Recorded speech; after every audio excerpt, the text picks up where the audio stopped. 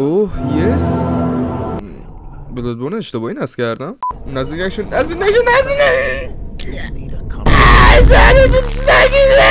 خب رسیدیم به کاراکتر سازی. اسممو میذارم دودول طلا. بهترین اسم. این یه قیافه میخوام درست کنم. ماما میا ماما سید. رنگ پوست رنگ سفید. نه نگاه. خب این نه این رنگی اصلا این رنگی اصلا. خب او همینه. ببین زیباترین کاراکتر بلادبورن میخوام خودم باشم، فهمیدی؟ از الان دارم میگم. خب این تو اینجا چه شکلی؟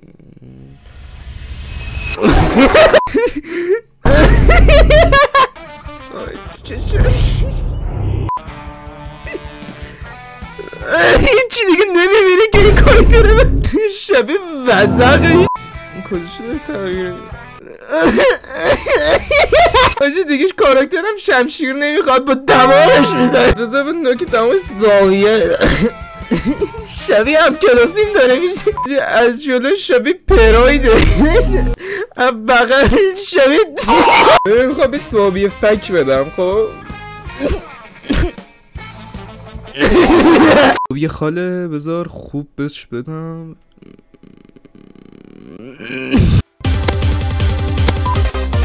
بابا باز که تو کی اینجا پریود شد؟ خدا نزدیک نشد. تو خدا سگ پریودی، سگ یهودی. شوهر عمم تو چرا صورتت شبیه نه تو رو خدا من آتوسا نیستم. تو رو خدا من آتوسا نیستم. نه چه خواب بدی بود. خدا وکیلی خوشگل تر از من دیدی. الو این چرا انقدر اسلو؟ این چرا انقدر اسلو؟ الو من دلیل اسلو اینو ندارم. این چه بود؟ مثلا من در اینو وا کنم.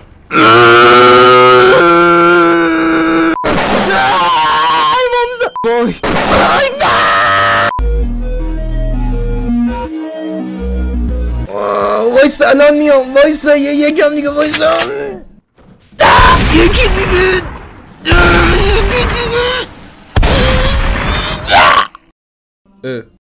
چرا وایساد؟ الو هیچ اشکالی نداره. یه آمانت من به این گرگه میدم، اصلا هم اشکال نداره. این دفعه یه جوری بزنمت خارم. این چه؟ آب به من. بذار کونمو چک کنم. وایسا اینم چیزی دارم. ندارم. بذار یه بار دیگه چک کنم. ندارم. گرگلی وایسا که اومدم. وایسا الان میام یه جوری خارمده. سیپیوم سوخت. دفعه دیگه میزنم سگ زش میخور. 1 2 3 4 5 این چرا کرش؟ من ریدم تو سازنده بلادبورن. چشام سوخت. مگه امام زمان داره زور میکنه؟ اصلا من گوه خوردم. نمیخوام با تو بجنگم. نه دنبالم اسیرم میشه. تو رو جون مادرت بودو واکن. تو رو جون مادرت ولم کن.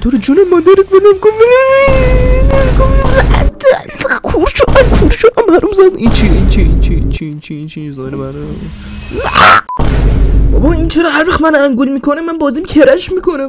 تو رو خدا ولم کن. وای بدم میاد دیگه از اسمت. تو رو خدا سیف شده باش. من نمیخوام دوباره اون گرگ تخمیو ببینم.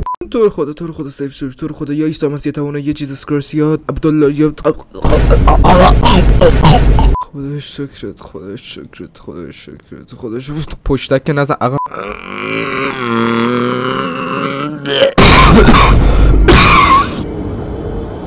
خب چه منظره تخمی.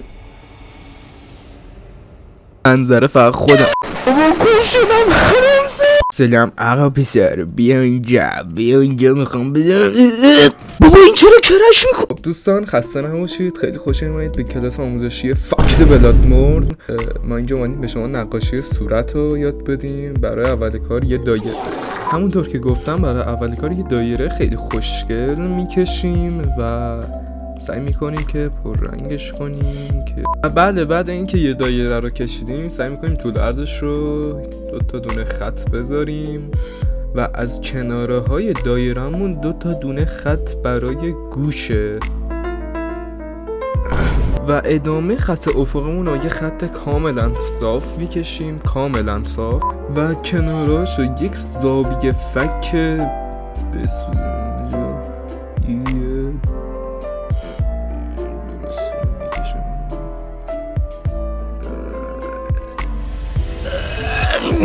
بعد از این خطا ما دوتا چشم بسیار زیبا و ریالستیک میکشیم و همچنین تخم چشمش رو قرار میدیم و در اینجا ابروهای بسیار زیبا رو میکشیم و همچنین برای اون طرف هم همینطور تا کاملا ابروهای یه شکل و تمیز داشته باشن. خب برای دماغش ما لازم داریم به یک دایره بسیار، یه دقیقه لطفا بهم اجازه بدید، یک دایره درسته، همین یه همچون دایره و دور تا دورش رو دو تا دایره کوچیکتر قرار میدیم و قلممون رو بر میذاریم و دماغش رو میکشیم. بله چقدر هم دماغ زیبایی شد، حتما تو کامنت ها بنویسید. زیر دماغش رو با اسپری رنگ سیاه میکنیم تا یه حس بسیار واقعی گونه‌ای به ما بده و در همین طور زیر دماغش ما لبش رو میخوایم که یک دایره بعد در وسط و دو دایره دیگه پایین اون یکی دایره میذاریم. فهمیدید که چی میگه؟ بعد همینطور یه دایره دیگه هم اندازه قبلی میذاریم و با مدادمون از بالا و از سمت راست اون یکی بالا خط میکشیم و تا وسط که اینجا میشه لب بالایی ما و از پایین به دایرهای زیر یک خط دیگه میکشیم که این میشه لب پایینی ما.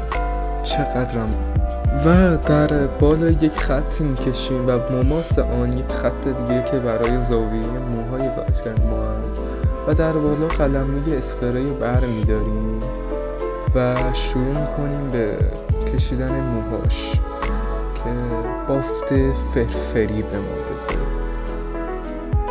به به چه موهای زیبایی داره میشه. امیدوارم که از این آموزش ها درس بگیرید و شما هم طراحان موفقی در این حوزه بشید. بله یکم رو صورت میندازیم که واقعی تر نشون بده و خطای اضافی رو پاک میکنیم که زشت نشه دیگه. میدونی بالاخره این آرت یه آرت میلیون دلاریه اگر که در جریان نیستید و این شما و اینم شخصیت زیبای ما. برای خرید این لطفاً در زیر کامنت